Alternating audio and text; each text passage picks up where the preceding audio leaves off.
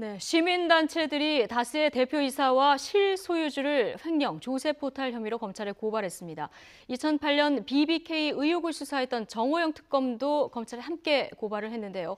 사실상 다스의 실소유자 의혹을 받고 있는 이명박 전 대통령, 검찰의 수사가 진행되면 이 전 대통령에 대한 조사도 불가피할 것으로 예상됩니다. 자세한 얘기 이종훈 정치평론가 그리고 최진봉 성공회대 교수와 나눠보겠습니다. 두 분 어서 오십시오. 네, 안녕하세요. 자, 다스는 누구 건가? 여전히 이 질문만 계속 이제 되고 있는 상황인데요. 어제 네. 민변 참여연대가 다스의 대표이사 그리고 실소유주를 고발을 했는데요. 네. 실소유주, 이 누군지 정확히 모르니까 그렇죠. 이제 성명불상자 이렇게 표기가 맞습니다. 됐더라고요. 지금 이제 세간에서는 그게 실소유주가 이명박 전 대통령이 아닌가 하는 그런 의문이 일고 있는 거고요. 예. 또 한 가지 이제 특검, 그 당시에 다스나 BBK 사건을 특검을 했었는데 특검의 정호영 특검도 함께 고소를 했습니다. 예. 이유는 이겁니다. 정호영 특검이 고의로 사건을 덮으려고 했고 그다음에 특수직무유기 혐의로 검찰에 고발이 됐는데 이런 거죠. 조사를 하러 가서 그러니까 그 당시에 있었던 다스 직원들의 증언입니다. 조사를 하러 와서 사장실에 들어가서 커피 마시고 그냥 돌아갔다. 네. 그리고 다스가 그러니까 특검에서 조사한 내용 중에 다스가 약 한 120억 원 정도의 비자금을 조성한 회계 장부가 있었는데 그 장부를 확보하고도 처벌하지 않고 그걸 다시 회사에 돌려준 정황이 있다라고 지금 얘기를 하고 있고요. 그런 점은 경리팀 직원들이 이런 얘기를 하는 걸 보면 일정 부분 사실에 가까울 가능성이 있다. 네. 그렇다고 하면 이제 지금 시민사회단체 입장에서는 그 당시 이명박 정부가 출범하기 바로 전이었지 않습니까? 네. 그런 상황에서 새로운 권력에 대해서 특검이 제대로 수사를 안 했고 그것 때문에 이명박 대통령이 전 대통령이 실소유주로 있었던 다스가 누구 건지 모르는 상황이 됐다라고 하는 주장을 하면서 그 잘못된 사건을 바로잡아 달라라고 지금 다시 검찰에 고소를 한 그런 사건이라고 볼 수 있겠습니다. 예, 사실 이때 특검을 정권 초기이기 때문에 아무도 맡지 않으려 해서 당시 사실 좀 이런 우려가 제기된 것도 사실인데 자, 커피 한 잔 마시면서 조사를 받는다. 이거 좀 드라마에서 저희가 자주 보던 그런 장면 아닌가 싶어요. 네. 지금 뭐 부실 수사는 물론 증거 인멸 이 의혹까지 받고 있는 거잖아요. 지금 정호영 특검이.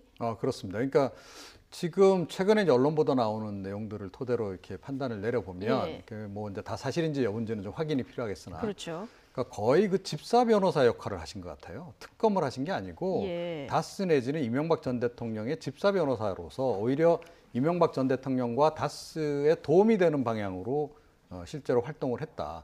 그러니까 뭐 차가 한 잔 마시고 온 것은 말할 것도 없고 조금 전에 말씀하셨듯이 장부 그냥 되돌려줬고 네. 어떻게 이 문제를 해결할지도 방법까지 가르쳐줬다는 거죠. 예. 그러니까 이 차명 계좌로 이렇게 다 돼 있는 거 이거 그냥 실명으로 바꿔야 되니까 다스로 돈을 다 집어넣어서 이거 해결해라라고 방법까지 가르쳐줬다는 거 아닙니까? 지금 이게 의혹으로 나온 것은 그렇죠. 그렇습니다. 이제 확인은 금융실명법 필요합니다만. 그 위반으로 처벌을 해야 되는 상황인데 예. 처벌을 하지 않고 그랬다라는 것이고 그 당시 이제 회계 책임자가 어찌됐건 이 비자금 조성했던 다스 쪽의 조모 씨라고 그분이 이거 내가 비자금 조성했다, 차명계좌 관리를 했다라고 분명히 이야기를 했음에도 불구하고 그것도 한두 번도 아니고 여러 차례. 그러니까 그거 그냥 수사를 아예 안 했다는 거 아니에요? 그러니까 결국은 이명박 전 대통령 도우미 역할, 다스의 도우미 역할밖에 안 했다라는 겁니다, 특검이. 그러면 이건 명백한 직무유기에 해당하는 것이죠. 그리고 이제 증거인멸을 오히려 적극적으로 도와준 그런 그 상황이기 때문에 이번 기회에 이 부분도 좀 명쾌하게 좀 밝혀져야 되는 그런 그 상황입니다. 네, BBK 의혹이 뭐 2007년 대선 때부터 뭐 나왔던 의혹이고요. 그렇죠. 지금 뭐 특검이 출범한 게 2008년 초죠. 네, 맞습니다. 그렇다면은 지금 정호영 특검 고발이 된 상태인데 예. 이게 공소시효는 남아 있습니다. 남아 있는 것 같은데 아마 짧게 남아 있는 것 같아요. 짧게. 네, 짧게 그럼 남아 있는 만약에 상황이고. 수사를 들어간다면 예. 좀 빨리 들어가야 되겠군요. 그렇죠. 그리고 예. 이제 만약에 이제 수사를 해서 뭔가 증거가 나오면 기소를 하게 되면 이제 공소시효가 예. 일단 멈추게 되니까 거기서는 수사가 계속 될 것 예. 같고요. 지금 말씀하신 것처럼 사실 이명박 전 대통령이 당선자 신분으로 있을 때 조사가 이루어졌어요. 그렇다고 하면 당선자고 취임하게 되는 거 아니겠습니까? 예. 그 상태에서 특검이 제대로 조사를 할 수 있었겠느냐 하는 문제고 예. 그런 의혹들이 예전에도 많이 있었어요. 그런데 박근혜 전 대통령 때도 조사가 안 이루어졌고 이명박 전 대통령 때는 당연히 본인 조사니까 조사를 안 했을 것이고요. 이게 이제 새롭게 정권이 바뀌면서 촛불 집회 이후에 정권이 바뀌면서 새로운 사실들이 드러나게 되고 그것들이 이제 하나하나 확인되는 과정이 있기 때문에 제가 볼 때는 이명박 전 대통령이 이 문제에 대해서 수사를 받을 가능성은 점점 높아진다고 볼 수 있겠습니다. 예. 정호영 특검 같은 경우도 실제 다스에서 근무했던 사람들이 현장을 직접 목격하고 증언한 내용이기 때문에 이걸 이 사람들이 거짓말로 얘기할 이유가 없지 않겠습니까? 지금 와서 시간도 한참 지났는데 자기들한테 어떤 피해가 올지도 모르는 상황에서 거짓말로 이명박 특검이 이렇게 와서 커피만 마시고 갔다든지 예. 아니면 서류를 돌려준 사건이 있었다든지 이런 것들을 증언을 하는 것을 거짓말로 했을 가능성은 낮다고 보거든요. 그렇다고 하면 특검이 그 당시 제대로 수사를 안 했다고 하는 것은 거의 뭐 사실에 가깝다고 보여지고, 그렇다면 정호연 특검에 대한 조사도 이루어져야 되고요. 또 증거인멸이나 또는 직무유기 같은 경우에는 특검으로서, 그건 특검이라고 하는 건 뭐 검찰도 아니고 국회에서 임명해서 정부가 대통령 임명하게 하지만 국회에서 합의해서 올린 거 아니겠습니까? 그런 특별 검사로 임명된 사람이 제대로 일을 안 하고 정권을 봐주기 위해서 일정 부분 증거 인멸에도 참여를 했다고 하면 그거는 엄청나게 큰 문제가 될 수밖에 없고, 여기에는 분명히 이명박 전 대통령도 일정 부분 책임이 있을 가능성이 있어서 뭐 사실관계는 확인해 봐야 되겠습니다만 수사가 불가피한 상황이 아닌가 하는 생각이 듭니다. 그러니까요. 역대 가장 맹탕 특검이었다 이런 비판이 뭐 당시에도 나왔는데 정호영 특검 고발이 됐기 때문에 이제 조사는 불가피할 것 같고요. 이 수사 상황이 말씀하신 대로 이명박 전 대통령까지 가느냐, 이게 이제 관심사 아니겠습니까? 자, 국민의당에서는 다스 실소유주로 의심되는 이명박 전 대통령을 엄단해야 된다. 자, 벌써부터 이렇게 목소리를 높이고 있는데요. 들어보시겠습니다. 적폐의 뿌리는 이명박 전 대통령입니다. 2007년 검찰 수사와 특검 당시 다스 실소유주와 비자금 내역을 완전히 밝혀내 적폐의 뿌리를 근원적으로 자르지 못한 것이 참으로 통탄스럽습니다. 검찰은 무너진 대한민국의 정의를 바로 세우겠다는 시대적 사명감을 갖고 적폐의 뿌리 이명박 정권의 비리를 반드시 밝혀내고 엄중한 단죄가 이루어져야 합니다. 그것이 적폐 청산의 완결판이 될 것입니다. 네, 적폐의 뿌리는 이명박 전 대통령이다 이렇게 단언을 하고요. 지금 조사를 하고 엄단을 해야 된다. 자, 국민의당에서 이렇게 얘기를 하고 있는데, 앞서 이제 다스 실소유주 성명불상자로 고발이 되지 않았습니까? 네. 그러면 이 성명불상자를 찾아내는 건 앞으로 검찰이 해야 되는 거죠. 아, 그렇죠. 예. 그런데 이제 왜 정치권에서 지금 이렇게 적폐의 그 원조, 뿌리로 이렇게 보느냐 하면, 그러니까 아시다시피 적폐 관련한 수사도 처음에는 박근혜 전 대통령 때 것으로부터 시작을 했습니다. 예. 자, 그런데 자꾸 이렇게 계속 올라가다 보니까 이게 결국은 그 이명박 전 대통령 시절에 시작한 것으로 다 이제 귀결이 되고 있다는 거죠. 예. 그러니까 뭐 블랙리스트 관련한 그 부분도 마찬가지고, 또 뭐 그 민간인 사찰이라든가, 또 이제 뭐 그 국정원 심지어 특활비 관련한 것까지도 최근에는 이명박 전 대통령 시절로까지 이렇게 소급해서 좀 간다는 거죠.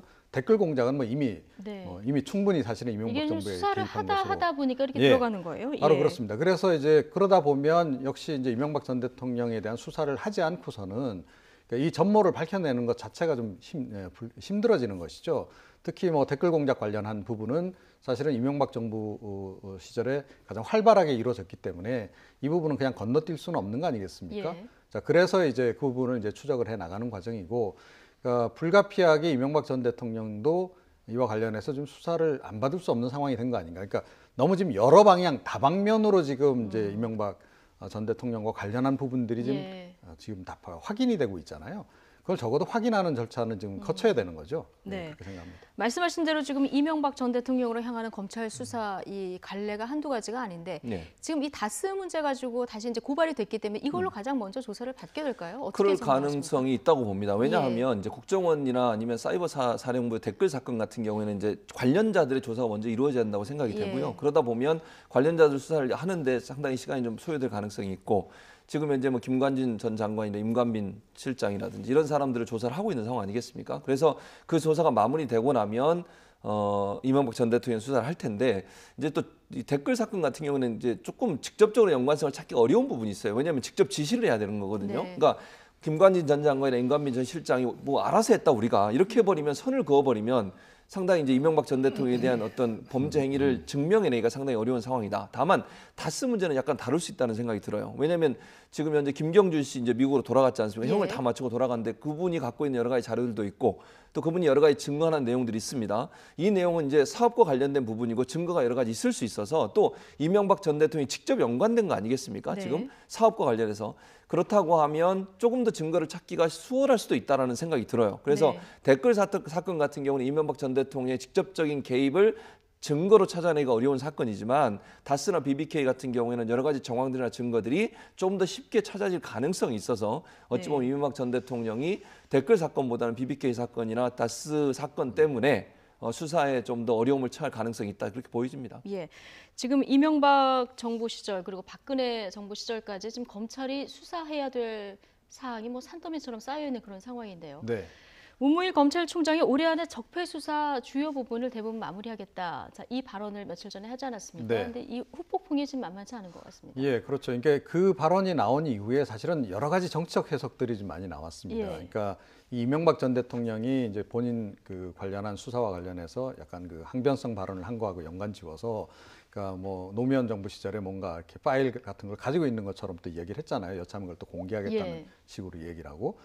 그래서 그 이명박 전 대통령 측과 그러니까 이게 뭐 실제로 합의까지 뭐 이루어졌는지는 모르겠으나 그러니까 이 지금 현 정부 간에 묵시적인 그런 동의가 이루어져서 이쯤에서 그냥 그만두는 식으로 정리가 되는 거 아니냐라고 하는 그런 해석이 나왔어요, 사실은. 그 부분이 아마 청와대로서는 굉장히 좀 부담스러웠을 겁니다. 그러니까 실제로 그렇게 진행되고 있지 않은데 그렇게 비춰지는 부분도 그렇고 그리고 적폐 관련한 수사도 이게 당초 이렇게 커질 줄 몰랐던 거죠. 근데 예. 하다 보니까 지금 자꾸 이 꼬리에 꼬리를 물고 지금 그러니까 새로운 너무 것들이 범위가 좀 확장되다 보니까요. 지면서 지금 이게 커진 상황인데 예. 이거를 또 인위적으로 이렇게 줄인다라고 하는 것도 사실은 좀 그 수사의 일종의 가이드라인을 제시하는 예. 거 아니겠습니까? 검찰총장이 그런 점에서 이제 바람직하지 못했던 그런 측면도 있고 저는 그 문무일 총장께서 왜 이 발언을 하셨는지 네. 그 배경이 사실은 개인적으로 예. 굉장히 또 궁금하기도 합니다. 예. 어떻게 추측을 하십니까? 글쎄요. 그러니까 뭐 여러 가지 고려가 있지 않았을까라는 생각은 좀 하는데요. 그러니까 검찰 개혁이라고 하는 부분에 좀 더 방점을 두고 본인이 좀 뭔가 성과를 내고 싶었던 거 아닌가 이런 생각이 좀 듭니다. 그러니까 공수처 설치 문제도 있고요. 그런 상태에서 너무 이 적폐 수사 관련한 부분만 이제 부각이 되면서 마치 이제 뭐 청와대의 지시를 받아서 검찰이 뭐 과거처럼 이런 그 하명 수사나 하는 그런 그 기관인 것처럼 비치는 그 부분에 대해서 약간 좀 그 방향 전환을 좀 해야 되겠다라는 그 판단을 내리지 않았을까 뭐 예. 그런 정도 추정을 좀 하고 있습니다. 뭐 검찰에서는 속도전을 강조하는 의미다 뭐 이렇게 나중에 뭐 얘기를 하긴 했습니다만 어쨌든 문무일 총장의 이 적폐 수사 연내 마무리 발언을 두고 여야의 반응도 지금 엇갈리고 있습니다. 들어보시겠습니다. 문무일 총장이 적폐 수사를 연내에 마무리하겠다고 하셨는데 연일 새롭게 쏟아지고 있는 의혹이 사장되지 않도록 해야 한다는 점을 다시 한번 당부드립니다. 검찰 총수인 문무일 총장의 발언에 대해서 청와대가 개입을 하고 공개 반박을 한 것입니다. 과연 이러한 입장을 가졌을 때 검찰의 정치적 중립성은 이제 멀리 별나라로 가는 것이 아닌가 이렇게 생각을 합니다. 일단 여당은 민감하게 반응을 하고 있고요. 청와대도 뭐 이 발언을 좀 부정적으로 보고 있는 것 같아요. 그렇죠. 그러니까 왜냐하면 이 사건이라는 게 수사를 하다 보면 언제 끝난다고 날짜를 정해놓고 할 수 없는 거 아니겠습니까? 예. 어떻게 어느 사건 언제까지 마무리하겠다, 뭘 대략적으로 언제까지 할 수 있도록 노력을 하겠다 이렇게 얘기할 수는 있지만 이 사건을 언제까지 끝내겠습니다 이렇게 얘기하기는 힘든 거죠. 예. 왜냐하면 조사하다 보면 새로운 내용이 나올 수도 있고요. 또 조사하다가 다른 부분을 조사할 필요가 있으면 또 조사를 해야죠. 네. 뭐 예를 들면 시작을 해놓고 끝을 그냥 날짜 정해놓고 하면 영두삼위가 될 가능성이 있지 않겠습니까? 그렇게 하면 국민적 반발이 더 심하다고 보고 다만 저는 이제 문무일 총장의 발언을 그대로 읽어보면요. 올해 안에 적폐청산 주요 부분 수사를 마무리하기 위해 최선을 다하겠다 이랬어요. 예, 그러니까 마무리하겠다. 그렇죠. 최선을 예. 다하겠다고 하겠지 연말까지 마무리하겠다 이런 말은 아니잖아요. 그 예. 말은 속도를 좀 더 내겠습니다. 이런 표현으로 들리는 거죠. 그러니까 예. 문무일 검찰총장 입장에서는 이제 주요 부분 그것도 주요 부분 수사의 마무리를 가능한 한 올해 안에 할 수 있도록 최선을 다해 보겠습니다. 그러나 상황이 여의치 않으면 더 갈 수도 있습니다. 이런 뉘앙스 아니겠습니까? 근데 이거를 이제 어쨌든 뭐 언론에서는 올해 안에 마무리하겠다는 것으로 단정적으로 네. 얘기한 것처럼 보도를 하고 있는데 그건 아니라고 보고요. 네. 그런 차원에서 청와대도 속도전을 좀 더, 그러니까 속도를 좀 더 빠르게 하겠다라고 하는 그런 의미로 받아들이는 거지 이게 단순히 연말 안에 끝낼 수 있다라고 얘기하는 건 아니다라고 지금 선을 긋고 있는 상황이기 때문에 네. 어찌 보면 이제 국민들이나 아니면 언론들이 조금 단정적으로 보도한 부분에 대해서 청와대가 그런 입장이 아니라는 걸 좀 해명하는 입장이 아니었나. 또 검찰도 자체 보도자를 통해서 이게 연말까지 끝내겠다고 한 얘기 아니라고 밝혔습니다. 그렇다고 하면 문무일 검찰총장은 저는 뭐 아까 이종훈 평론가도 말씀하셨지만 저는 그렇게 생각해요. 정치권에서 워낙 비난을 많이 받고 있잖아요. 특히 이제 야당이 공격을 많이 하지 않습니까? 예. 언제까지 이걸 끌 거냐, 적폐청산 수사를 이렇게 얘기를 하고 있으니 검찰이 열심히 해서 가능한 한 빨리 끝내도록 하겠습니다라는 어떤 정치적 메시지를 던진 게 아닌가 하는 생각도 듭니다. 예. 저는 근데 그럼에도 청와대- 불구하고요. 예, 예. 그러니까 말씀하시죠. 이번에 문무일 검찰총장의 발언도 그렇고 또 지금 청와대와 여당의 발언도 그렇고 이 두 가지 다 좀 문제가 있다라고 생각합니다. 그러니까 문무일 검찰총장의 발언의 문제는 일선 검사들에게 결국 수사 가이드라인을 제시한 거나 다름없기 때문에 예. 부적절했고요. 또 청와대하고 더불어민주당의 또그 추가 발언은 그 또한 또 이 일종의 가이드라인이라는 거죠. 수사 가이드라인. 자, 그렇기 때문에 이런 식의 발언은 앞으로 좀 안 나오는 게 좋겠다. 저는 그렇게 예. 생각을 합니다. 그러니까 청와대에서 부정적인 발언을 하니까 당장 조금 전에 들어보셨지만 정우택 원내대표가 이제 검찰의 중립은 네. 별나라로 갔다 그렇죠. 이런 얘기를 하지 않습니까? 그런 비판을 받을 수밖에 없는 것이고 또 이 문무일 검찰총장도 어찌됐건 청와대나 그 여당이 그런 반응을 보이면 거기에 대해서 또 일정한 정도 또 뭐 반응을 좀 보여야 하는 그런 상황이 네. 된다는 거죠. 이게 결과적으로 이게 수사 가이드라인으로 작용할 수 있기 때문에 이런 식으로 이렇게 이야기하는 것들은 바람직하지 않기 때문에 일선 그 검사들에게 일단 힘을 실어주는 방향으로 그렇게 가야 한다 이렇게 생각을 합니다. 네, 일각에서는 이제 문무일 검찰총장과 윤석열 서울중앙지검장이 좀 엇박자를 내는 거 아니냐, 예. 뭐 이견이 있는 거 아니냐 이런 뭐 우려의 시각도 있던데요. 그렇죠. 근데 이제 뭐 이렇게 여러 루트를 통해 제가 들은 얘기는 그러니까 문무일 검찰총장이 보고를 지속적으로 잘 받고 있는 걸로 알려지고 있어요. 예. 그러니까 윤석열 지검장이 검찰 라인에 무슨 뭐 그걸 뭐 이렇게 패싱을 한다거나 이런 네. 건 아닌 것 같고요. 예. 윤석열 서울지검장 입장에서도 검찰총장한테 수시로 수사 내용들을 보고하고 있고 또 지시를 받고 있는 것으로 알려지고 있기 때문에 제가 예. 볼 때는 좀 이게 그냥 정치권에서 볼 때는 그렇게 얘기하기 쉬운 것 같고 아마 이제 윤석열 지검장이 이런 이제 그죠? 국정농단 사건을 네. 맡아서 수사를 하다 보니 아마 그쪽에 스포트라이트가 많이 붙이게 예. 되고 문무일 검찰총장이 사실 언론에 드러나거나 나오는 경우가 별로 없지 않습니까? 예. 그러다 보니까 아마 그런 추측이 나오는 것 같은데 뭐 제가 볼 때는 또 검찰총장이 이 일 가지고 나서는 것도 저는 문제라고 봐요. 예. 그러니까 수사를 하고 있는 당사자인 서울지검장이 나와서 얘기하는 게 맞고 또 실제 수사를 하고 있는 사람들이 검찰총장이 어떤 형태로 압력을 가하면 안 되는 거 아니겠습니까? 그러니까 수사의 독립성을 지켜주기 위해서는 문제가 있을 때는 개입할 수 있지만 수사가 잘 되고 있는 상황에서 검찰총장이 나와서 또 무슨 얘기하는 것도 네. 논란이 될 수 있고, 근데 아마 문무일 검찰총장의 그런 모습에 드러나지 않는 것 때문에 아마 정치권에서는 그런 이제 말들이 예. 나오는 게 아닌가 하는 생각이 듭니다. 어쨌든 적폐 수사 뭐 너무 많아서요. 속도를 좀 내긴 해야 될 것 같다 이런 생각이 듭니다. 검찰의 적폐 수사 발단은 박근혜 정부의 국정농단 게이트였습니다. 박근혜 전 대통령의 탄핵소추안이 국회 본회의에서 가결된 지 내일로 1주년을 맞는데요. 1년 전 국회에서는 어떤 일들이 벌어졌는지 장민정 앵커가 정리해봤습니다. 네, 그렇습니다. 내일이면 박근혜 전 대통령 탄핵안이 국회에서 가결된 지 1년이 됩니다. 촛불 민심이 이끌어낸 대통령의 탄핵, 2016년 12월 9일 그날로 돌아가 보겠습니다. 대통령 박근혜 탄핵 소추안은 가결되었음을 선포합니다. 재적 의원 300명 가운데 친박계 핵심 최경환 의원을 빼고 모두 표결에 참여했습니다. 234명 찬성에 56명의 반대로 노무현 전 대통령에 이어 헌정사상 두 번째로 대통령 탄핵안이 국회를 통과했습니다.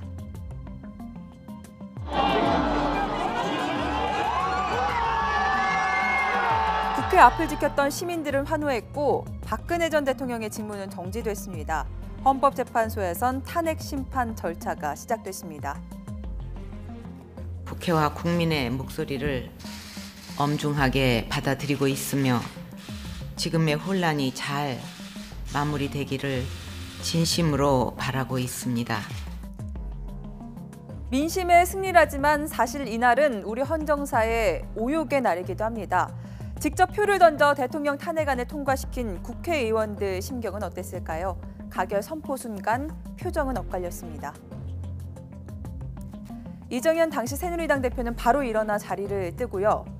우상호 민주당 원내대표는 세월호 유가족을 향해 손을 들어 보입니다. 박지원 국민의당 원내대표와 김동철 의원은 주먹을 불끈 쥐고 전현희 민주당 의원은 조용히 눈물을 훔쳤습니다. 같은 당이었지만 탄핵에 앞장섰던 의원들의 마음은 더 복잡했겠죠. 유승민 의원은 고통스러운 표결이었다고 소회를 밝혔습니다.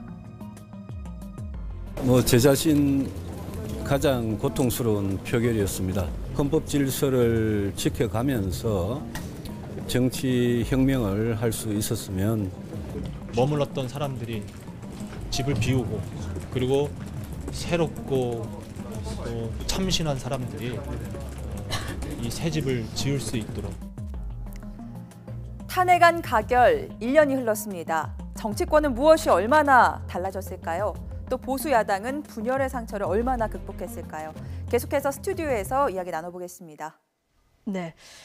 내일이 딱 1년 되는 날인데 그 사이에 참 헌정사상 초유의 일들이 정말 많이 있었습니다. 당시 이 표결에서 탄핵 소추안이 가결될 때 보면은 당시 새누리당에서 생각보다 이 탄핵 찬성표, 그러니까 이탈표가 굉장히 많이 나왔어요. 네, 그렇죠. 그러니까 그 당시 이제 국민 여론이 실제로 그랬기 때문에 여론의 압박을 굉장히 많이 받았었죠. 그러니까 박근혜 전 대통령이 그 시점에 지지율이 거의 5%대까지 내려가는 그런 상황 아니었습니까? 그런 상태에서 민심과 좀 상반된 그런 결론을 내리기는 어려웠을 것이다. 이렇게 생각을 하고요. 역시 이제 그런 방향에서 이제 결론이 난 것으로 이렇게 봐야 되겠죠. 예.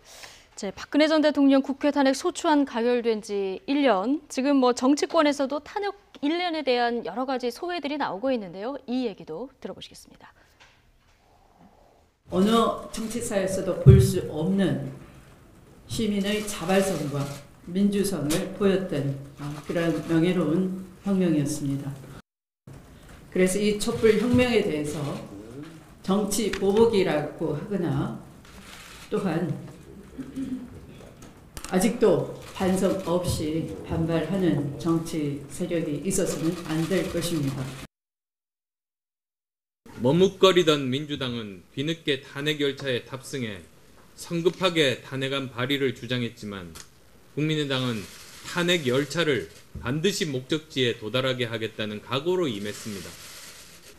탄핵은 어느 한쪽의 독점적 소유물이 아니라는 뜻입니다. 국민의당은 그 명령 가슴에 새기며 국가 개혁과 국민 통합의 길에 나설 것입니다. 탄핵안 가결에 있어서 민주당과 국민의당이 주도적 역할을 한 것은 맞고요. 또 이 가결에 결정적인 역할을 했던 것이 이제 당시 새누리당의 김무성 의원 그리고 지금 유승민 바른정당 대표 아니겠습니까? 탄핵에 찬성하고 같은 길을 가겠다 하고 나갔다가 지금은 또 갈라졌습니다. 네, 다시 이제 상당수가 되돌아가고 말았죠. 예. 그러니까 그때 사실은 이 정치권이 주도했다라고 보기엔 좀 어려운 상황이었다라고 봅니다. 그러니까 이 촛불 집회 같은 경우에 그러니까 그 당시 기억하시겠지만 각 정당들도 그 촛불 집회 현장에 나갔지만 주인 역할은 못했거든요. 그러니까 과거에 이제 YS나 DJ가 민주화 운동을 주도할 당시는 정치권이 주도를 했습니다. 그리고 두 상징적인 인물이 사실은 이제 모든 집회도 주도하고 그런 식으로 갔는데, 그러니까 이번 촛불혁명은 그거하고는 상당히 달랐다라는 거죠. 그래서 어떻게 보면 촛불 집회 현장에서 정당들은 약간 객취급을 이제 받는 그런 상황이었고요. 그러니까 국민의 그런 여망에 사실은 어쩔 수 없이 부합해 갔던 그런 측면이 있는 거죠. 그러니까 특히 이제 자유한국당 같은 경우에는 기본적으로 친박계가 이제 주축인 상황에서 그 탄핵에 대해서 사실은 내심 그렇게 반가웠겠습니까? 절대로 반갑지 않았던 거죠.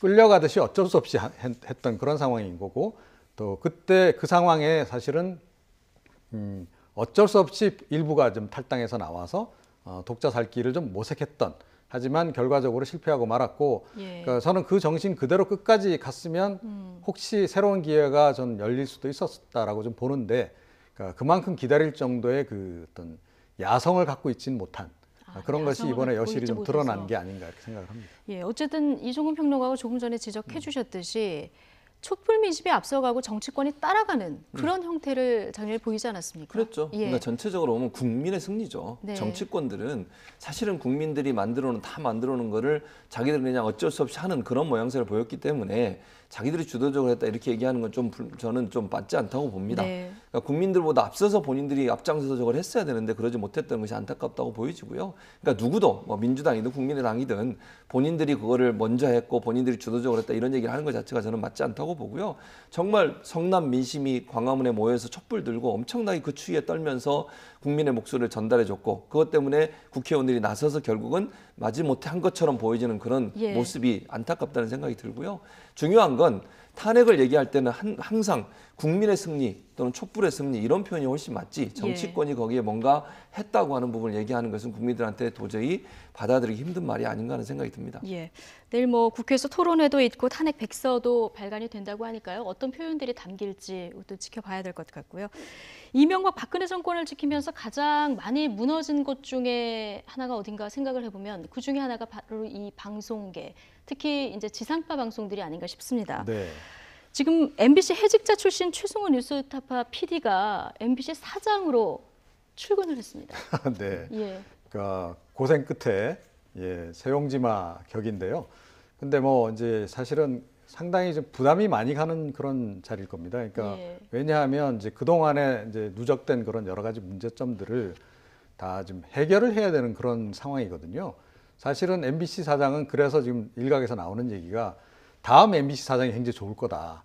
그런 얘기를 차라리 합니다. 예. 그러니까 왜냐하면 지금은 굉장히 힘드니까. MBC 사장은 가서 그야말로 악역을 해야 되고 그런 상황이어서 그동안 이제 뭐 어떻게 보면 이제 쓰레기를 다 정리를 해야 되는 그런 청소부 역할을 해야 된다는 거죠.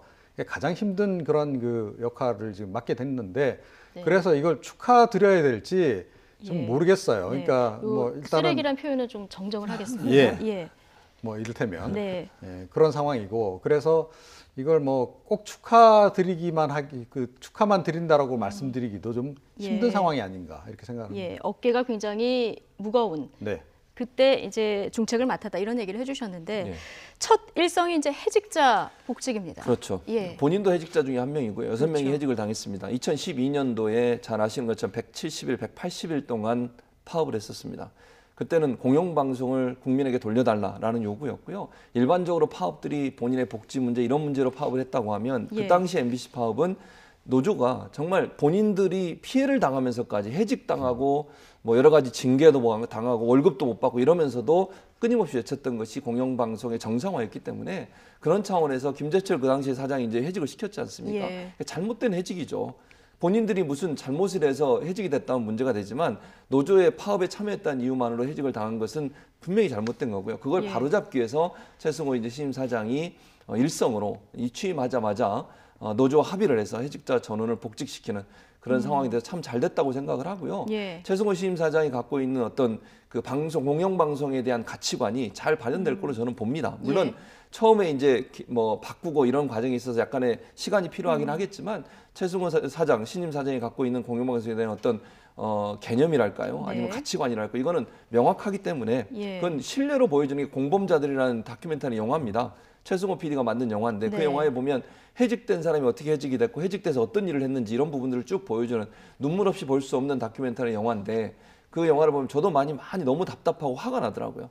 그런 모습을 보면 최승호 PD가 MBC 정상화를 위해서 잘 할 것으로 저는 기대를 하고 있습니다. 네, 표면적으로는 이제 방송 최일선에 나서는 진행자들의 변화도 좀 예상되는 그런 상황인데요.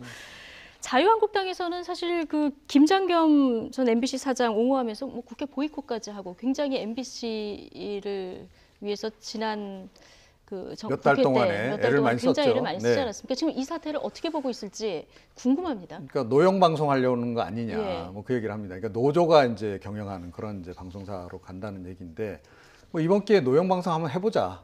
저는 그런 생각이에요. 그러니까 그동안 사실상 거의 국영 방송으로 지금 운영했던 거나 다름없지 않습니까? 이명박 전 대통령 시절에도 그랬고, 지금 뭐 박근혜 전 대통령 시절에도 그랬고, 그런데 결과적으로 국민들은 외면하고 말았다라는 거죠. 공영방송이 아니고 국영방송, 재미없는 국영방송으로 인식을 하게끔 이제 바뀌었기 때문에 이번에 그럼 한번 노영방송을 해서 이번에도 그런 식으로 과연 흘러갈지 안 갈지 한번 보는 것도 그렇게 나쁘지 않다. 제가 보기에는 지금 지상파 방송의 뭐 시청률이라든가 하는 것은 역대 거의 최악 수준에까지 지금 내려와 있는 상황이기 때문에 지금 제허가에서 다 탈락 점수를 지금 받은 거의 위기입니다. 지금 그렇죠. 거의 바닥까지 내려온 상황이기 때문에 더 나빠져봤자 얼마나 더 나빠지겠습니까? 그래서 그러니까 이번에 차라리 그러니까 이런 뭐 노영방송이라고 하는 비난을 듣더라도 그 기조를 한번 밀고 나가서 4년 뒤에 또는 몇 년 뒤에 다시 재평가 받아보면 되는 거 아니겠습니까? 네. 차기 정부 쓰는 과정에서. 저는 그게 차라리 낫다 이렇게 생각을 합니다. 네, 최승호 사장 선임되면서 방송계에 어떤 나비 효과를 불러올지 이것도 좀 지켜봐야 되겠습니다. 자, 매주 금요일이 되면은 이제 갤럽의 여론조사가 발표가 되는데요. 자, 문재인 대통령 12월 첫 주 국정 지지도 한번 살펴볼까요? 74%, 뭐 73, 72, 75, 74. 크게 변화는 없이 높은 지지율을 계속 유지하고 있습니다. 그러니까 저는 추세로 봐야 되는 거거든요. 예. 1, 2% 차이는 사실 별 의미가 없다고 저는 보고요. 왜냐하면 표본 오차 범위 내에 있기 때문에 그러니까 추세 자체가 계속 70%에서 계속 가고 있는 상황 아니겠습니까? 그렇다고 하면 외부의 여러 요건들이 문재인 정부, 문재인 대통령의 지지율에 크게 영향을 미치지 않는다고 보는 예. 거예요. 다시 말씀드리면 안정적으로 문재인 정부가 진행되고 있다라고 보는 것이 맞다고 볼 수 있겠고요. 이런저런 예전 같으면 무슨 하나의 사건이 터지거나 또는 무슨 뭐 이슈가 생기면 지지율에 영향을 주는 경향이 많지 않았습니까? 예. 그런데 문재인 정부 지금 문재인 대통령의 지지율을 보면 전체적으로 큰 변화 없이 쭉 이렇게 맥을 같이 하면서 가고 있어요. 그렇다고 하면 문재인 대통령에 대한 지지도가 크게 빠지거나 또는 영향을 받는 외부 요인에서 영향을 받는 요소가 아니라 문재인 대통령에 대한 지지도가 일정 부분 지속적으로 유지되고 있다 이렇게 봐야 될 것 같아서 어떤 정책을 내든 또 이슈를 내든 일정 부분 지금의 지지도는 유지될 것으로 보여집니다. 네. 그거는 이제 문재인 대통령이 보여준 소통 행보, 그다음에 국민 앞에 정말 국민을 먼저 섬기려는 모습 이런 부분들이 많이 어필이 됐고 그런 이미지가 첫 달, 두 달 이렇게 처음에는 좀 불안한 면도 있었고 의심을 갖는 부분도 있었지만 초지일관 같은 모습을 보여주는 것이 저런 지지율을 지속적으로 유지하는 데 도움이 되는 네. 것이 아닌가 하는 생각이 예. 듭니다. 국민들은 아직까지는 국정을 안정적으로 잘 이끌어가고 있다. 대체적으로 이렇게 보고 있는 것 같고요. 정당 지지율을 한번 볼까요? 미미한 변화가 좀 있는지 살펴보면요. 예. 뭐 더불어민주당과 자유한국당이 1%포인트 빠지긴 했고요. 다 보면은 대부분 국민의당과 정의당이 5%. 큰 변화가 없습니다. 네, 그런데 한 가지가 좀 눈에 띄네요. 예. 그러니까 바른정당 지지율이 지난주에 5%에서 8%로 올랐거든요. 예. 그런데 이번 주도 8%로 나옵니다. 그러니까 네. 이게 약간 굳어지고 있다는 얘기인데 아. 제가 나름 뭐 해석을 내리기는 그러니까 이렇게 봅니다. 그러니까 국민의당을 기존에 지지했던 층 가운데 일부가 그러니까 유승민 의원 지지로 좀 돌아선 그런 예. 상황이 아닌가. 진보, 중도 진보 가운데 일부가. 예. 그리고 이제 그것이 최근에 이제 안철수 대표가 여러 가지 노력을 함에도 불구하고 이분들을 다시 되돌아오게 하는 데는 좀 실패한 상황이고 예. 오히려 유승민 대표를 중심으로 한 바른정당의 기대를 더 거는 이런 그 상황이 지금 이어지고 있는 거 아닌가. 그러니까 중도 이렇게 보수 쪽 생각합니다. 유권자들 입장에서 볼 때는 중도 안철수 보수도 그렇고 중도 예, 진보도 그렇고요. 진보도 그렇고요. 네, 그런 거죠. 중간에 있는 분들이 볼 때는 이제 안철수 대표 보다는 차라리 유승민 대표에 좀 더 신뢰감을 가고 좀 있다. 갖고 있는 게 아닌가. 예, 그거는 최근에 이제 국민의당 내 이런 개파 싸움 이런 것 때문에 그렇죠. 그러니까 영향이 통합 관련한 이제 되겠죠. 그 논란도 있고요. 예. 그러니까 그 논란보다도 그 과정에서 보여준 안철수 대표의 리더십, 예. 좀 불안정한 리더십이 더 문제가 아닌가 이렇게 생각합니다. 네. 자유한국당은 이번 주에는 이제 11% 지지율 보였는데요. 홍준표 대표 그동안 연말이 되면은 좌파 정부 지지율이 빠질 것이다 이런 얘기를 이제 종종 하지 않았습니까? 이유가 뭔지 참 궁금했는데요. 이 발언들 모아보겠습니다. 들어보시죠. 연말 지나서 국민들이 운동권 정부에 대해서 등을 돌릴 겁니다. 아마 연말쯤 되면 어느 정도 윤곽이 나오는 그런 시점이 될 것으로 봅니다. 우리 자유한국당이 이제는 부활하기 시작했다. 연말까지 기다렸다가 내년 연초부터 대대적으로 한번 붙어보자.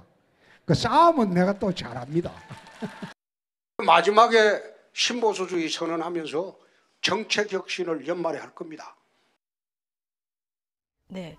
연말이 되면 이 얘기를 굉장히 많이 했는데요. 이제 벌써 연말입니다. 네, 그러니까 연말까지 기다려준다는 거 아닙니까? 10일 넷째 주 되면 좀 달라질까요? 예. 어떻게 보십니까? 근데 연초부터 이제 본격적으로 신보수주의 선언하고 예. 뭐 여러 가지, 그러니까 이제 연말 연시를 맞아 종합 선물 세트를 준비하겠다 뭐 이 얘기처럼 들리는데요. 예. 그런데 이게 너무 당원들에게 좀 희망 고문하시는 거 아닌가요? 그러니까 지난번에도 그러니까 그 얘기 하지 않았습니까? 여의도 연구소 지지율 그 조사를 이제 여론조사 결과를 이것만 얘기하면서 믿는다고 예. 얘기를 하셨죠. 그러니까 예. 폭등했다 최근에 20%대도 넘어섰다라고 그때도 얘기를 했는데 예, 그거하고는 지금 상당히 다른 지금 객관적인 수치가 지금 계속 나오고 있단 말이죠. 예. 이 부분에 대해서 어떻게 설명을 하실지 모르겠는데, 예, 물론 이제 이 자가 발전을 해서라도 뭔가 이렇게 지지율을 끌어올리고 싶어하는 그 심정은 이해는 예. 하나, 혹시 본인이 지금 가고 있는 길이 잘못 가고 있는 건 아닌지에 대해서도 한번 냉정하게 생각해 보실 필요가 있지 않나. 예. 그러니까 문재인 대통령 지지율이 70%뭐 초중반에서 계속 왔다 갔다 한다는 얘기는, 그러니까 중도는 말할 것도 없고 보수층 가운데서도 상당수가 여전히 문재인 대통령에 대한 기대감을 가지고 있다라는 얘기거든요. 예. 그 기대감을 어찌됐건 홍준표 대표가 가져오든지 아니면 자유한국당이 가져오든지 해야 하는 그런 상황인데, 예. 지금 보수가 지금 제대로 지금 이제 국민들이 보기에는 자리를 못 잡고 있다라고 지금 보는 거 아니겠습니까? 뭐 가장 결정적인 거는 역시 이 과거의 적폐로부터 지금 확실하게 지금 발을 못 끊고 있다. 예. 이게 결정적이다라고 하는 것을 좀 잘 아셔야 하지 않을까 이렇게 생각합니다. 네, 이 지지율 답보 상태를 보이고 있는 자유한국당 앞으로 어떤 돌파구를 또 마련해야 될지도 궁금한데, 앞으로 이제 며칠 뒤면은 자유한국당 원내대표 그렇죠. 선출을 해야 되지 않습니까? 예. 좀 중요한 역할을 하게 될 텐데, 지금 보면은 유기준, 홍문종, 한선교, 김성태 이렇게 지금 예. 4파전인 거죠? 그렇죠. 예. 그런데 이제 어제 사실은 이제 통합 후보를 만들어냈죠. 예. 그러니까 중도 쪽에 있는 후보들이 모여서 함께 회의를 예. 해서 한성교 의원으로 통합 후보를 냈는데, 한선교 의원이 중도 그렇게 대표하는 지금 된 거죠. 지금은 후보가 된 거군요. 세 명이서 예. 만나서 이렇게 합의를 했는데, 저는 뭐 조금 차라리 이주영 후보가 나왔으면 더 낫지 않을까 하는 생각이 들어요. 모르겠어요. 개인적으로요? 한성교 의원은 뭐 기분 예. 나쁘실 수 있는데 어쨌든 개인적으로 그렇게 생각을 합니다. 그래서 이게 어찌 보면 김성태 의원한테는 도리어 더 유리한 조건이 되지 않았나는 생각이 듭니다. 그러니까 네. 경쟁력 차원에서 보면 이주영 의원이 나왔을 때 김성태 의원한테 좀 위협이 될 수 있지만, 한성교 의원이로 이제 통합이 되면서 김성태 의원 입장에서는 조금 더 수월한 그런 네. 경쟁이 되지 않겠나 하는 게 제 개인적인 생각이고요. 예.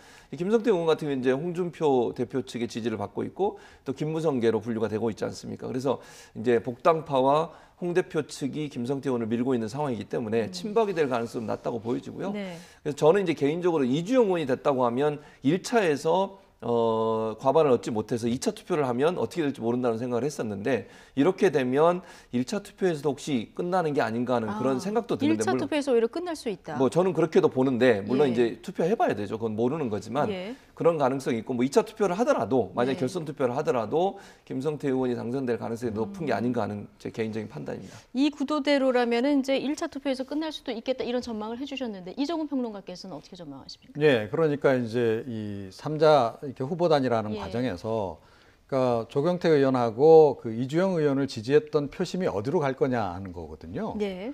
그러니까 사실은 이번에 그 3자 구도로 이 단일화 구도를 잡은 게 좀 잘못됐었다라고 저는 생각을 합니다. 그러니까 조경태 의원하고 이주영 의원 같은 경우에 지지가 약간 겹칠 가능성이 상당히 높습니다. 예. 그래서 아마 표가 분산되면서 한성교 의원이 상대적으로 좀 유리한 그런 상황이 됐을 가능성이 높다고 보는데요. 그런데 한성교 의원은 어찌됐건 범친박이라는 거죠. 네. 그래서 이주영 의원과 이 조경태 의원을 지지했을 법한 그런 그야말로 이 좀 중간지대에 있는 분들 같은 경우에는 이제 다시 한번 고민에 빠지지 않을 수 없는 상황이 됐는데, 그러니까 한성교 의원은 그래도 범친박이고, 네. 그래도 김성태 의원은 친박 성향이 좀 덜하다라고 전제하면 예. 저도 역시 좀 비슷한 생각을 갖습니다. 그래서 김성태 의원 쪽으로 그 두 분을 지지했던 표심이 좀 더 움직여갈 가능성이 좀 높지 않나 이렇게 네. 생각합니다. 오늘 한국당 초선 의원들이 원내대표 후보들 모아서 토론회 진행한다고 하는데, 어떤 또 얘기가 오갈지도 좀 주목이 됩니다. 자, 국민의당 사정을 조금 들여다보겠습니다. 지금 여의도 정가에서는 국민의당이 민주당과 바른정당 사이에서 썸을 타고 있다, 뭐 이런 얘기가 나오고 있는데, 아무래도 예산안 정국에서 보여준 여러 가지 행태, 이런 것들 때문이 아닌가 싶습니다. 예, 그런 면도 있고, 또 한 가지는 이제 아시는 것처럼 지난번에 토론회 할 때 안철수 대표가 야유를 많이 받았지 않습니까? 예. 그런 모습이 극렬하게 보여지는, 그러니까 아주 명확하게 국민의당의 상태가 어떤지를 보여주는 상황이라고 저는 보이거든요. 그러니까 통합 문제 같은 경우도 사실은 이제 예산에서는 민주당과 통합하는 모습을 보여줬지만, 지금 안철수 대표 마음에는 민주당과 통합은 사실은 없는 거예요. 저는 예. 그렇게 봅니다. 그러니까 바른정당과의 통합을 생각하고 있지만 민주당의 통합은 아예 생각을 접은 상태예요.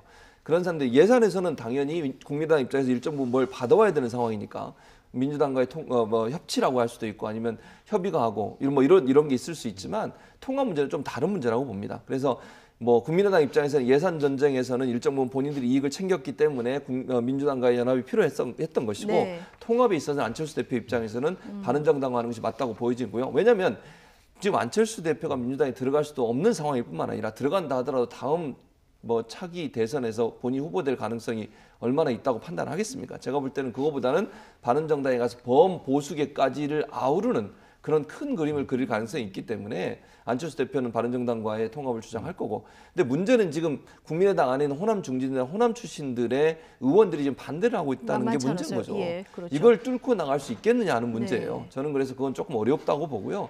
그래서 심지어 뭐 보여지기는 아직까지 함께 있지만 심리적으로는 거의 분당 상태에 와 있다고 봅니다. 예. 그래서 두 호남 중진과 안철수 대표의 통합에 관련된 의견을 모으기는 거의 불가능에 가깝다. 저는 그렇게 보고요. 불가능에 저는 그렇게 가깝다까지 보고요. 예. 전망을 그래서 해주셨는데 아마 이제 호남계가 만약에 안철수 대표가 계속 저렇게 추진하다 보면 호남계가 일정 부분 떨어져 나올 가능성도 예. 있는데 그것도 뭐 염두에 둘 수는 있지만 호남계도 사실 갈 데는 예. 없어요. 그래서 그것도 좀 고민이긴 하지만 통합을 그냥 보고 지켜보고만 있을 예. 가능성은 없다. 이렇게 그래서 봅니다. 어제 한 세미나에서는 합의 이혼 이런 뭐 얘기도 나왔다고 하는데 안철수 대표 어쨌든 내일부터 2박 3일 동안 호남을 방문하지 않습니까? 이 통합론을 들고 가는 거예요.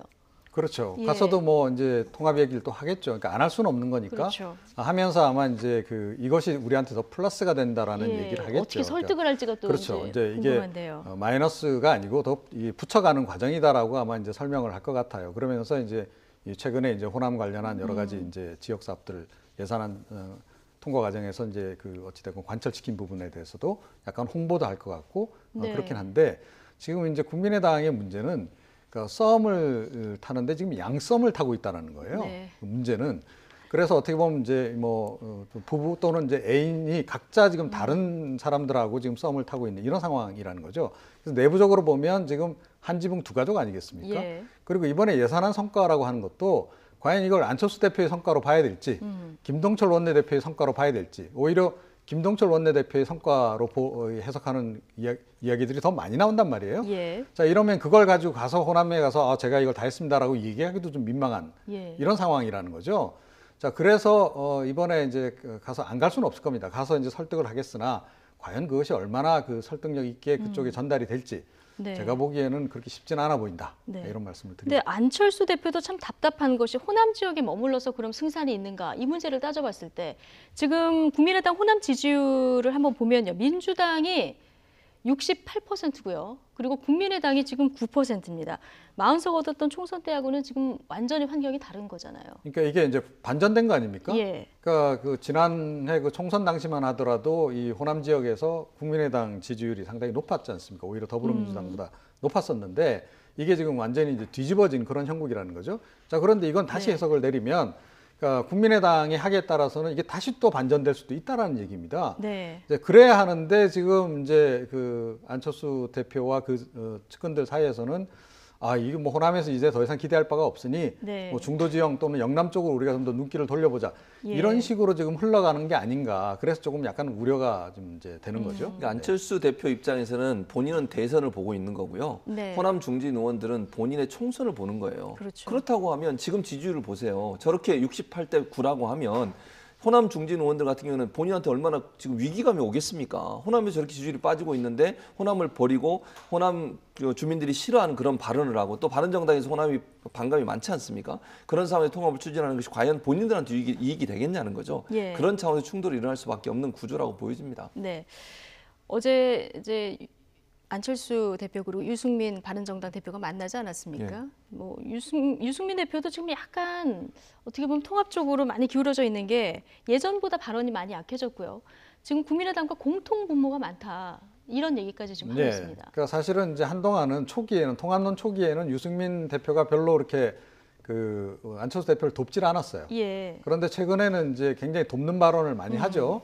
그러니까 자유한국당하고는 뭐 절대 통합하기가 쉽지 않다라는 것도 자꾸 얘기를 하고 있고 역시 이제 국민의당하고 통합 쪽에 조금 더 힘을 실어주는 이제 발언을 많이 하는데 이게 이제 사실은 근데 약간 진정성을 계속 의심받고 있다라는 거예요. 그러니까 초기 통합론이 나왔을 때 그러니까 이 유승민 대표가 이제 제안한 그 두 가지 전제 조건이 있지 않습니까? 그 가운데 하나가 호남 지역주의 탈피란 말이에요. 예. 이 부분이 계속 지금 이제 호남 유권자들 뇌리에선 떠나질 않는 겁니다. 또 국민의당에 있는 호남 중진들도 마찬가지 생각이고 유승민 대표가 최근에 와서 뭐 통합을 좀 촉진하기 위한 발언을 계속하고 있지만 과연 그 기본 생각이 바뀌었을까? 네. 그런 부분에 대한 회의론이 여전히 남아있기 때문에 그러니까 별로 그렇게 아직까지 보탬이 안 되는 그러니까 안철수 대표에게 보탬이 안 되는 그런 상황이다 이렇게 볼 수 있을 것 같습니다. 그렇군요. 바른정당도 그렇고요. 내홍이 깊어지는 지금 국민의당 오늘 그런데 한 보도 때문에 또 한바탕 발칵 뒤집어졌습니다. 그렇죠. 맞습니다. 지금 이명박 정부 초기죠. 2008년 10월 예. 김대중 전 대통령의 그 100억 비자금 의혹을 주성용 의원, 지금 한국당이 주성용 의원에 터뜨렸는데 그렇죠. 당시 주성용 의원이 뭐라고 얘기했냐면 믿을 수 있는 제보자로부터 입수한 사실이다 이렇게 얘기를 했거든요. 맞습니다. 그런데 이 믿을 수 있는 사람이 지금 국민의당의 최고위원이죠. 박주원, 박주원 최고위원이죠. 최고위원이다. 이런 의혹이 나왔습니다. 그렇습니다. 예. 그런데 이제 또 박주원 최고위원이 뭐라고 얘기를 했냐면 예. 이 사건은 이미 공소시효가 지난 사건이기 때문에 거론하면 안 된다. 거론하지 예. 말자. 이런 얘기를 했어요. 네. 그러니까 이제 의심이 드는 거죠. 예. 본인이 관계돼 있어서 그런가라고 하는 의심이 들고 있는 상황입니다. 그러니까 박주원 최고위원이 공소시효 발언을 하면서 민주당 의원들이 그러면 본인이 실제 그걸 주었다고 하는 본인 맞냐라고 네. 지금 공격을 하고 있는 상황인데 이제 박주원 최고위원 같은 경우에는 이제 친안계로 분류가 됩니다. 그리고 저분이 또 이력이 2006년도에 한나라당 소속으로 안산시장에 당선이 된 적이 있어요. 그랬더라고요. 예, 그러니까 예. 원래는 한나라당 소속이 있다가 지금 국민의당으로 온 거 아니겠습니까? 예. 그런 상황이라고 하면 그 당시에 2008년도에 이게 나온 거니까 그 당시에 한나라당 소속에 있었고 한나라당 소속으로 시장으로 당선된 상태였기 때문에 혹시나 주 의원한테 그 자료를 준 게 아닌가 하는 그런 지금 의혹이 일고 있는 상황이고요. 예. 이제 문제는 뭐냐면 이제 안철수 대표는 다행히도 뭐라고 얘기를 했냐면 뭐 만약에 정치 공세라고 하면 문제가 되지만 진실이라고 사실이라고 하면 사실관계 확인해서 네. 상관 조치를 하겠다고 얘기를 했어요. 그렇죠. 아니, 그렇지 않다고 하면 지금 호남이 그렇지 않아도 지지율이 빠지고 있는 상태에서 이게 예. 사실이라고 하면요. 박지원 최고위원을 두둔한다거나 보호한다고 하면 안철수 대표는 엄청난 후폭풍에 예. 당할 수밖에 없는 상황이거든요. 네. 그래서 아마 이제 진실관계를 밝혀봐야 되겠습니다만 박지원 최고위원이 만약에 이 사건의 실제 제보자가 맞다고 하면 예. 국민의당 입장에서는 최고위원직을 아마 이렇게 내려놓게 하는 그런 방향으로 가지 않을까 하는 생각이 듭니다. 예. 지금 박주원 의원이 공소시효 지난 사건이다 이렇게 이제 일축을 한 발언. 이 발언에 민주당 박범계 의원이 발끈했습니다. 같은 당 안철수 대표 역시 말씀하신 대로 이제 사안이 중요한 만큼 상응하는 조치가 뒤따라야 한다 이렇게 얘기했는데 이 얘기를 직접 들어보시겠습니다. 기가 막히고 코가 막힌 얘기는 이 기사에서 박주원 최고위원은 공소시효가 지난 사건들에 대해 말하는 건 적절치 않다. 이렇게 얘기했습니다. 본인이라는 것을 인정한 셈입니다.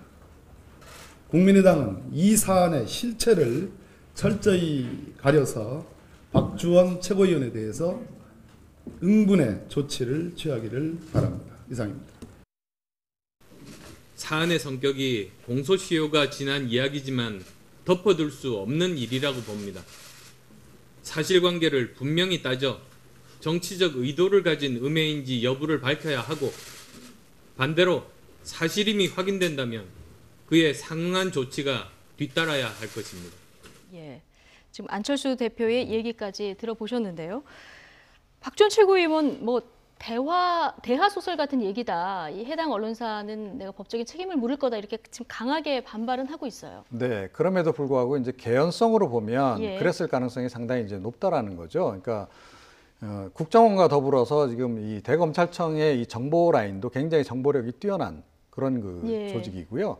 바로 그 조직에서 사실은 이 정보 분야에서 이 검찰청 내에서는 정보 분야의 최고의 그 수사관으로 통했다라는 거죠. 네. 자, 그렇기 때문에 많은 정보를 가지고 검찰 있었. 수사관 출신인 거죠. 예. 예. 예, 그런데도 이제 특히 정보 파트에서 일을 했기 때문에 예. 그 정보 라인에서 일을 하다 보니 정보가 많았다라는 것이고, 그러니까 2006년에 이제 어찌됐건 한나라당 공천을 받아서 이제 출마를 하게 되면서 그 전에 이 공천 관련해서 이 정보를 그 당에 기여하는 의미로 제공했을 가능성이 지금 이제 가장 예. 유력하게 지금 대두가 되고 있는 거죠. 예. 그러니까 이것을 이제 사실은 2006년에 취득을 했지만 그 정보를 곧바로 공개하지 않았던 것이고, 그걸 이제 공개한 시점은 2008년이 되는 건데, 어찌됐건 제공한 시점은 2006년 초라는 거죠. 그렇게 보면 이게 공천하고 연관이 깊었다라고 본다면, 그러니까 결국 이 박주원 최고는 기본적인 성향 자체가 그쪽 사람 아니냐라는 거고, 그쪽에 또 그런 식으로 정치적으로 기여를 했다라고 한다면, 최근에 이제 이 통합을 얘기를 하고